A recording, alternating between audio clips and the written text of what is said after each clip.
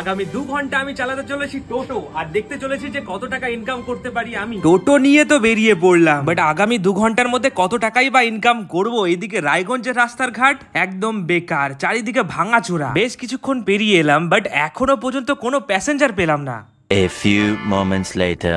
Main গেটটার সামনে তো ফার্স্ট প্যাসেঞ্জার উঠিয়ে বৌনি করলাম নামিয়ে। জাস্ট শুরু হয়েছে, খেলা তো এখনো বাকি আছে। ধীরে ধীরে আমরা এগিয়ে যাই আরো কাস্টমারের লোভে গভীরে। এখানে দেখি মিছিল চলছে, সেসবকে পাত্তা না দিয়ে পেয়ে গেলাম একটা নতুন কাস্টমারকে ড্রপ করে কাস্টমার বলল ভালো লেগেছে তোমাদের রাইড, আর একবার যেতে চাই। সেখান থেকে ফটাকসে টোটো ঘুরিয়ে আর এক জায়গায় ড্রপ করে দিই। কাস্টমার যাবে।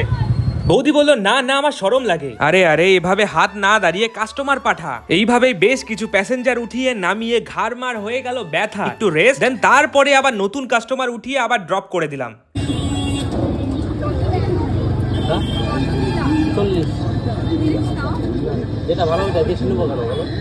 একটু দাঁড়িয়ে আবার নতুন কাস্টমার উঠিয়ে আবার করে ফেললাম ড্রপ। তাড়াতাড়ি মাল্লু বের করো। তার কিছুক্ষণ পর আর একটা প্যাসেঞ্জারকে নিয়ে বেরিয়ে পড়লাম, বাট এখান থেকেই আমাদের সমস্যা শুরু হয়ে যায়। যে প্যাসেঞ্জারকে উঠিয়েছিলাম সে তো ছিল মাতাল, মদ খেয়ে পুরো টাল ছিল। ভাড়া মারতে মারতে বাড়ির থেকে অনেকটা দূর চলে এসেছি।